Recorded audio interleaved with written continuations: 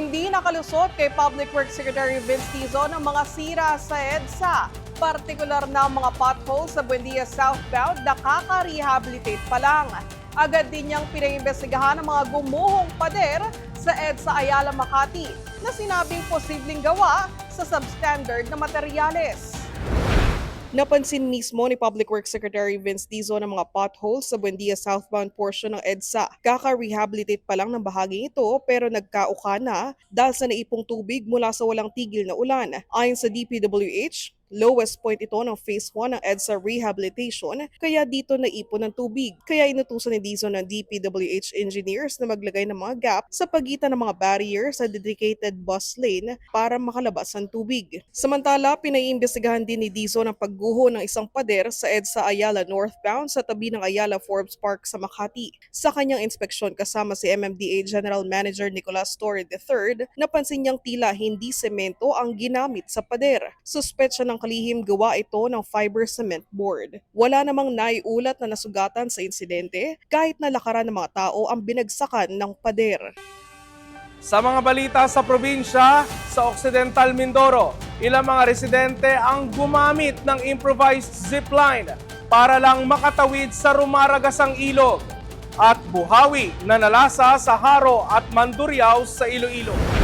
Sa Occidental Mindoro, gumamit na ng tramline o improvised zipline ang ilang mga residente upang makatawid sa rumaragasang ilog sa Barangay Manoot, Bayan ng Rizal nitong Sabado, August 8. Sa video, makikita ang mga residente na tumatawid hila ang lubid para umabante habang inaalalayan ng iba pa. Ayon sa mga ito, lakasan na lang talaga ng loob ang kailangan para makatawid lang sa kabila. Kwento ng vlogger na si June Robles, wala umanong ibang tulay o alternatibong daanan na maaaring gamitin ng mga residente. Kaya napipilitan silang gumamit ng tramline tuwing malakas ang ulan at rumaragas ang agos ng ilog. Maging mga estudyante nga ay gumagamit din ng tramline para lang makapasok sa paaralan tuwing masama ang panahon. Nanalasa ang isang buhawi pasado alas 10 ng gabi nitong Sabado sa mga bahagi ng Haro at Mandurriao sa Iloilo City. Nabuwal ang ilang mga puno at napinsala ang ilang establishmento, kabilang ang mga nasa Q Abeto sa Mandurriao. Dinaanan din ng malakas na hangin ang bahagi ng Haro Cathedral at Haro Plaza. Isang estudyanteng babae pa ang naitalang nasugatan matapos matumbahan ng puno sa Haro Plaza. Agad nagsagawa ng clearing operations ang Iloilo City Environment and Natural Resources Office para alisin ang nagbagsakang mga sanga at mga nabunot na mga puno sa lugar. Sa mga mahihilig sa ukay-ukay, i-check nyo munang mabuti ang mga kukunin nyong gamit at baka may kasama na palang sawa.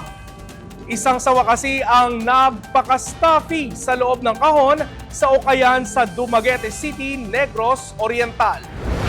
Ayon sa Bureau of Fire Protection, Dumaguete City, isang makinis na bagay sa loob ng kahon ang napansin ng isang customer. Bago na diskubreng, ahas pala ito.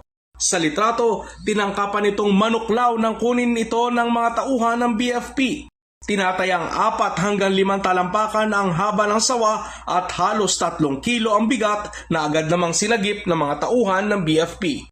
Na-turnover na ang sawa sa Department of Environment and Natural Resources. At yan ang mga balita ngayong umaga. Para sa iba pang balitang mabibilis, bisitahin ang aming website alltv.ph/news. Ako po si Michelle Giliang. I-like at i-follow din ang aming social media accounts para laging updated. Ako po si Ralph Lopez. Magandang umaga.